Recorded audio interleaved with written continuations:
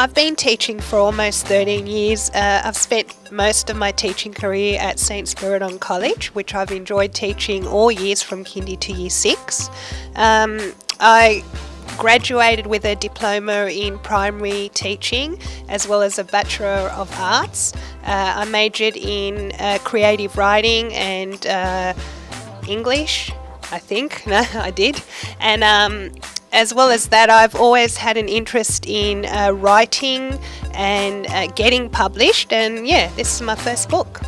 Basically because one of the hardest things in writing is to get published.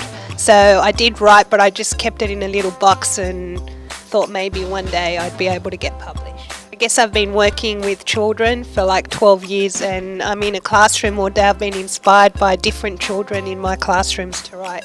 I think children need to be reading all the time, as it does help them with their speech, with language, with vocab, and also to build great imaginations for later on in life. I guess my inspiration came in a little kindy classroom when I was teaching a few years ago, when an inquisitive little boy was staring out the window waving goodbye to his dad, who was very sad that his dad was going to work.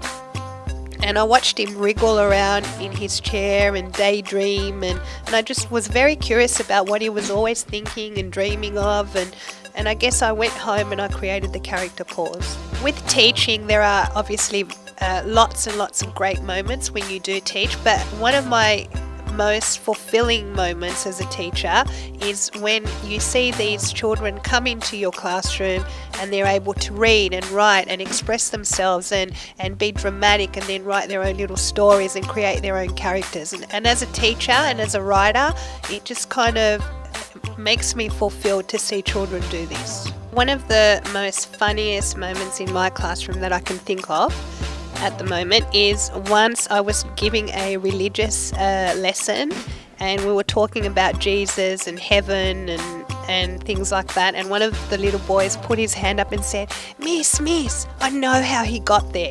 I said, yes, would you like to tell me how? And he said, it was a hot air balloon. Jesus got to heaven in a hot air balloon. The reason the last page was left with just pictures of Pause and his dad is because I really did want to leave the rest to the imagination of the reader. And I mean, you can look at it that Pause does get his dream and he's kind of walking off with his dad out into the wild woods. And I guess he finds his place in the world. That's really what the last picture is about. Pause is very eager to grow up and very curious about the world.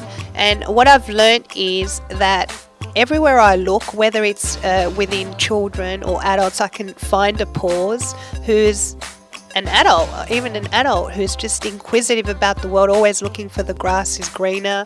I am putting together teacher resources for Pause so that teachers can use Pause in their classroom. As well, you can go on my website, which is www.teachthisprimarygames.com, and you can order the book online. And also I'm putting a whole lot of teaching games and resources on that website, which you'll be able to download. So you can even download things on Pause as well.